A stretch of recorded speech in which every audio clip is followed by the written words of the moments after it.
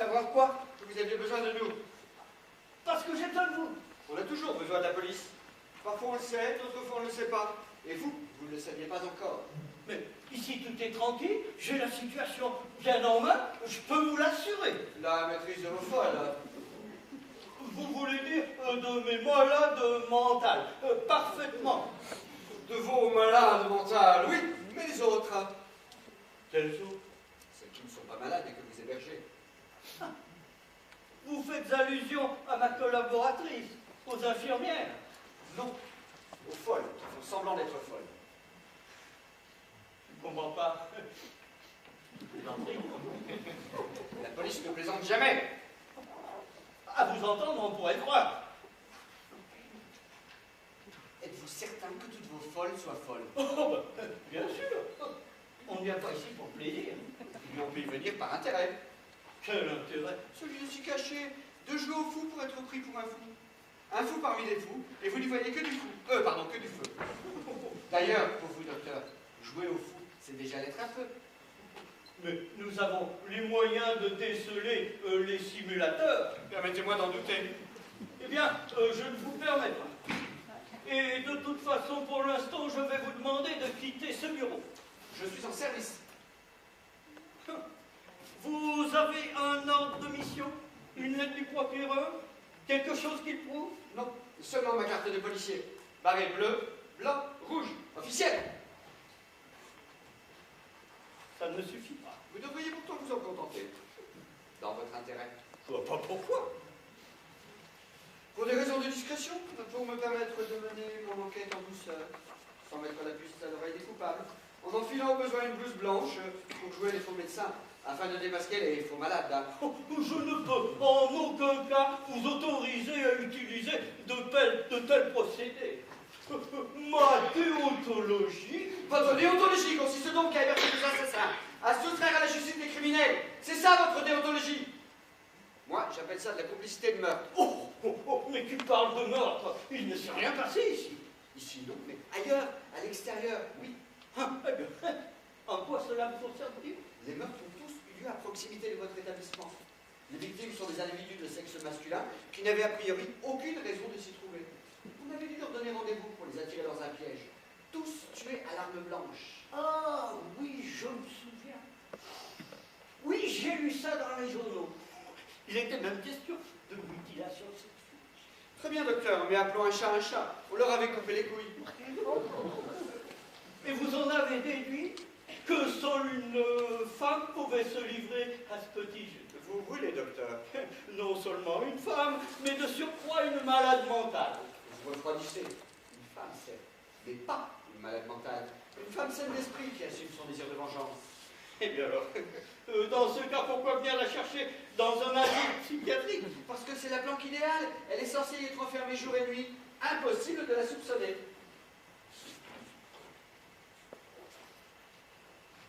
Mais nous n'avons eu aucune admission depuis plus d'un mois.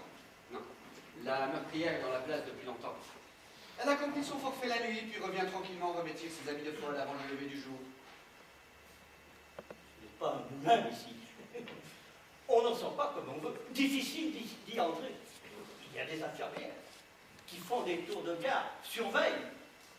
Toutes les surveillances peuvent être déjouées. Vous ne savez pas à quel point l'âme des meurtriers peut être retorse, à croire qu'ils disposent de capacités particulières, que leur soif de sang décuple la ingéniosité. Vous connaissez les fous, docteur. Nous connaissons les assassins. À chacun sa spécialité. Quoi qu'il en soit, je ne vous permettrai pas de perturber l'état de mes malades dans le seul but de vérifier une hypothèse qui, de toute façon, ne tient même pas de... Deuxième fois, je vais vous demander de quitter ce bureau. Très bien. Vous l'aurez voulu. Voulu quoi? Ce qui va se passer maintenant.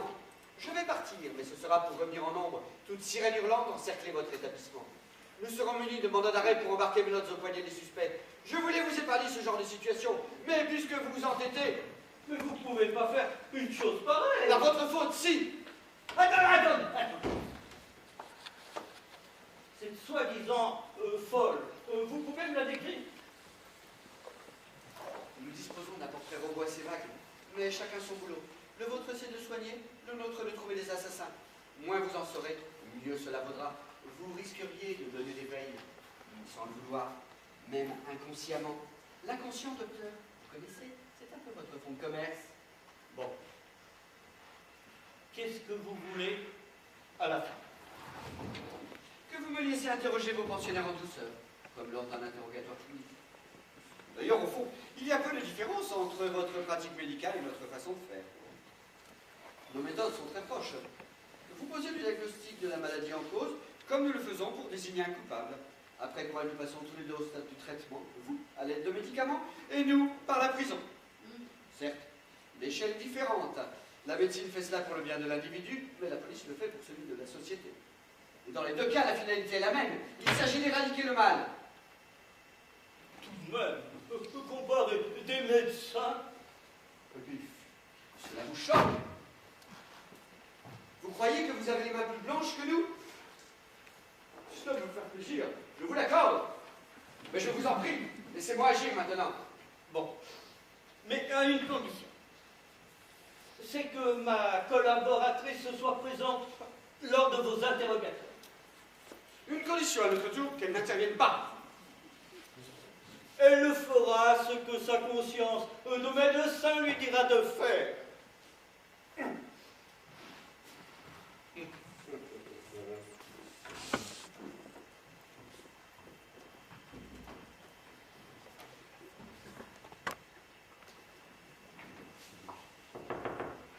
Entrez.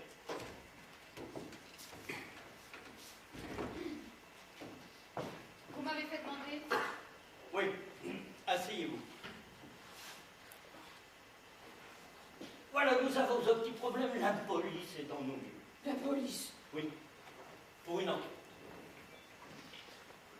Depuis quelque temps, des crimes en série sont commis dans les environs et la police soupçonne l'individu, en l'occurrence une femme, de se cacher dans un hôpital psychiatrique en se faisant palisser comme une malade mentale. C'est absurde. Ils prétendent avoir des informations concordées. Après tout, comment savoir si toutes nos folles sont réellement folles? Il est déjà bien difficile de prouver que tous les gens normaux sont bien normaux. Mais ici, il ne s'agit pas de simples troubles d'humeur de petites bourgeoises en mal de psychanalyse. Pratiquement toutes nos patientes sont des psychotiques, pour lesquels le diagnostic le fait partout. Des psychotiques peuvent tuer, des paranoïaques passent à l'acte très facilement, vous le savez aussi bien que moi. Mais personne ne sort d'ici, tout le monde est interné. C'est pas comme ces hospitalisations de 2 jours, où les fous disposent d'une grande liberté. Laissez-moi rire. Avec une seule infirmière de garde la nuit et une gardienne sourde comme un con, on ne peut être sûr de rien. Rien ne nous a été signalé jusqu'à ce jour. Oh, cela ne veut pas dire que les sorties nocturnes n'aient pas eu lieu. Bon. Il va falloir redoubler de surveillance.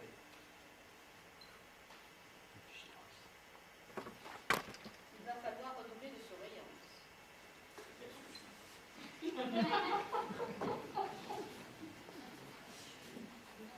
Un peu comme au cinéma. Je ne comprends pas. Je veux dire que cela ressemble à l'histoire d'un serial killer mis en scène par un scénariste de film policier. Oh, mais nous ne sommes pas dans un film ici, mais en pleine réalité. De toute façon, à partir d'aujourd'hui, nous n'assumerons plus nos permanences de nuit chez nous, avec nos bics, mais ici, dans le petit appartement de fonction, une semaine chaque. Il faudra venir avec une arme, un gilet pare-balles. Oh, mais ne plaisantez pas, il y a eu des morts. Il n'a nullement envie de plaisanter à l'idée de passer plusieurs nuits ici. Ça ne m'amuse pas non plus. Ah, j'oubliais. Il serait souhaitable que vous assistiez aux interrogatoires de la police de façon à veiller à ce que le comportement du flic ne soit pas néfaste à l'état de nos malades. Des gardes de nuit. Et maintenant un rôle d'auxiliaire de police. Vous n'avez pas d'autres mauvaises nouvelles? Il y a tout de même quelque chose de positif. Si vraiment évidemment, une meurtrière est dans nos murs, la présence de la police la fera tenir tranquille. Façon pour nous d'être protégés. S'il s'agit d'une personne saine d'esprit, effectivement, elle va peut-être se tenir tranquille. Mais s'il s'agit d'une malade mentale, elle peut au contraire vouloir faire de la surenchère. Tuer non plus à l'extérieur de l'asile, mais à l'intérieur. S'en prendre au personnel soignant, à nous par exemple. C'est bien ce que je disais, il va falloir se montrer particulièrement vigilant. Vous voyez bien qu'il n'y a pas lieu de se réjouir de la présence de la police. Mais tout de même, il y a quand même quelque chose de positif là-dedans. Avant, nous vivions sur une poudrière sans le savoir, et maintenant, nous sommes avertis, et un homme averti. En vaut deux, je sais, ça n'empêchera pas la poudrière de sauter, cela fera deux morts au lieu d'un. C'est l'humour noir. Vous avez autre chose à me proposer? Peut-être, si j'osais, pour les gardes de nuit, nous pourrions... Eh bien, n'osez pas. N'insistez pas. C'est dommage. Ça aurait été une façon vraiment agréable de passer le temps. N'insistez pas, la journée a été assez rude comme ça pour moi. J'assisterai aux interrogatoires comme vous me l'avez demandé. Je prendrai mes gardes, seul. Au revoir, monsieur.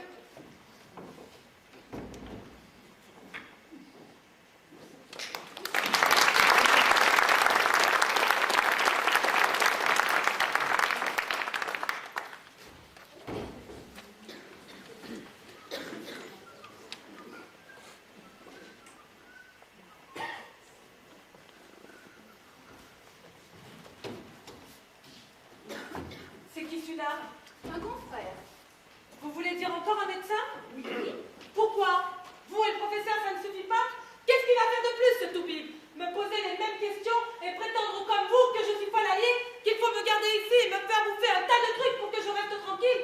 Je la connais, votre chanson. Je connais même le titre, La Paranoïa. Vous savez bien que c'est faux, que vous avez juste besoin d'un peu de repos pour que tout rentre dans l'ordre. Personne ici ne prétend que vous souffrez de paranoïa.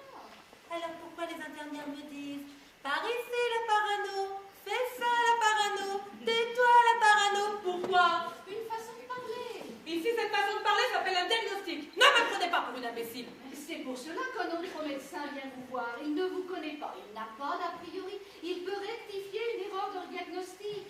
De votre diagnostic. Parce que vous aussi, vous me prenez pour une parano, je le sais. Alors, vous voulez faire mine de me donner une deuxième chance, en quelque sorte. Une chance réelle d'être vu tel que vous êtes, et non à travers un quelconque prisme déformant. Je vous en prie, asseyez-vous.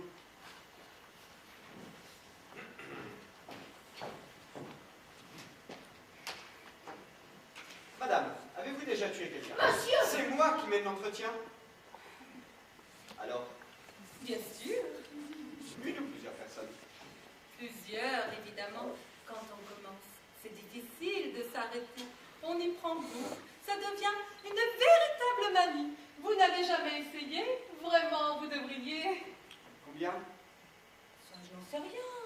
Ça fait longtemps que je ne compte plus. Un tas, un sacré tas. C'est tout ce que je peux vous dire. Plusieurs fois donc. Hein. Évidemment, Et où cela se passe-t-il? ailleurs, pas ici, dehors. Quand? La nuit ou le jour? La nuit, toujours la nuit. Comment faites-vous pour quitter la clinique? Je m'évade. Mais je m'en doute, mais comment? Par la porte? En sautant par-dessus le mur? Par les rêves.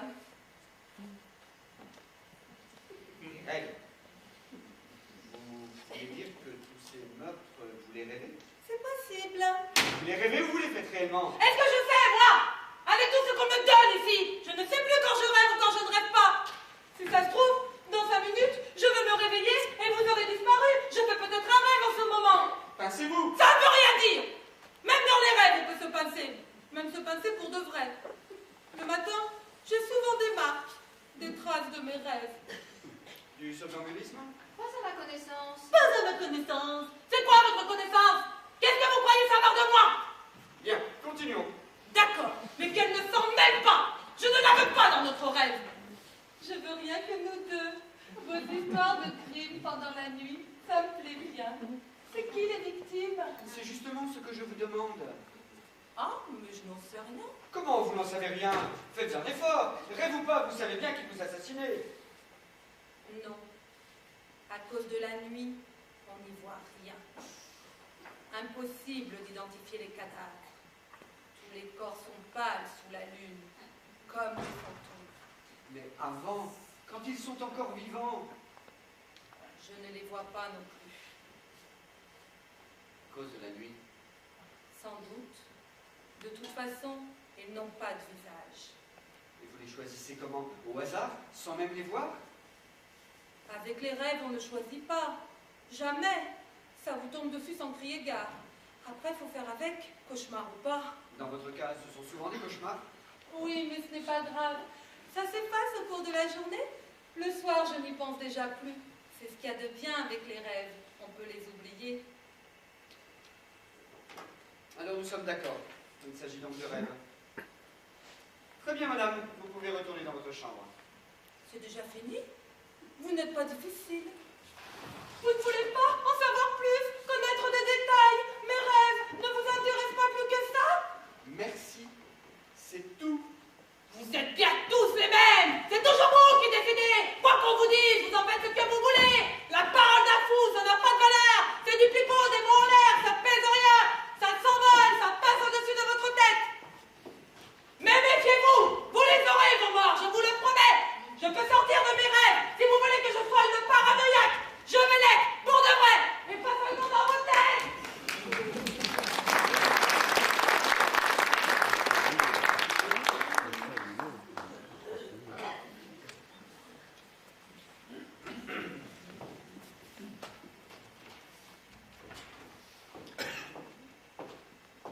Avec celle que nous allons voir maintenant, je vous recommande une certaine prudence, même si vous connaissez votre métier. Il vaut mieux vous montrer moins brutal que tout à l'heure. Et pourquoi ce traitement de faveur?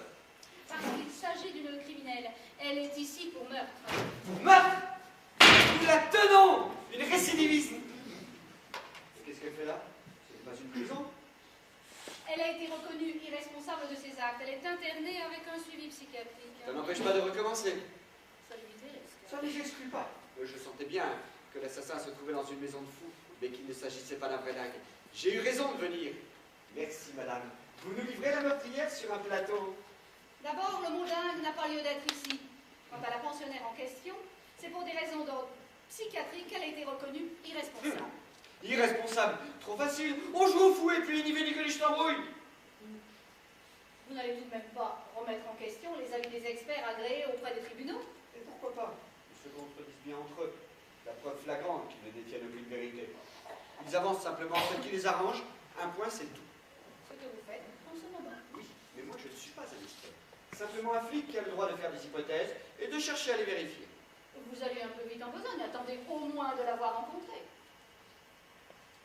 Vous avez raison. Vous pouvez aller les chercher maintenant.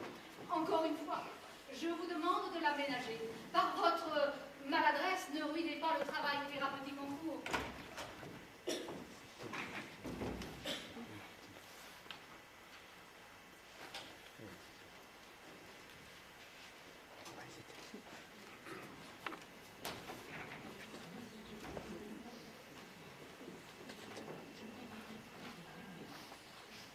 Je vous en prie, madame. Asseyez-vous. Vous êtes le nouveau docteur? Oui, madame. Asseyez-vous.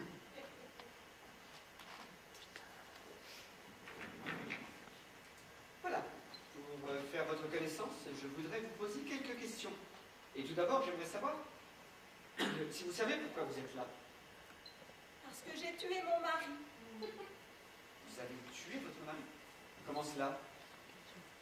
Je l'ai étouffé avec un oreiller pendant qu'il dormait. Il prenait des somnifères, heureusement, sans ça je n'aurais pas pu.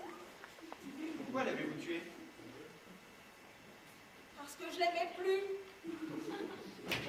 Vous auriez pu le quitter. Il ne voulait pas. Il disait qu'il m'aimait et qu'il me retrouverait n'importe où. Il disait qu'il m'obligerait encore à l'aimer. Comment ça, vous obligez à l'aimer? Que voulez-vous dire? Je ne peux pas vous le dire, sinon ça fait mal. Trop mal. Mal où? Partout, je ne veux plus en parler, plus jamais, sinon ça fait mal encore. Bien. Et après l'avoir tué, que s'est-il passé?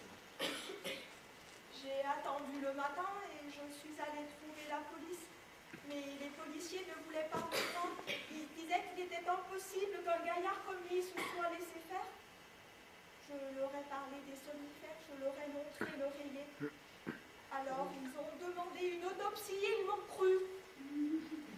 Pourquoi êtes-vous ici? Une injustice, docteur. Une injustice. Oui, je devrais être en prison. Pourquoi n'y êtes-vous pas? Sans doute par manque de place. À la radio, j'ai souvent entendu dire que les prisons étaient surchargées. Alors en attendant, on m'a mise avec les femmes. Parce que c'est un peu pareil, elles aussi sont enfermées. Mais ce n'est quand même pas une prison. Ici, on ne vous laisse jamais sortir? Jamais. Pas moyen de mettre le nez dehors? La nuit, par exemple, quand tout le monde dort? La nuit, peut-être. Mais toutes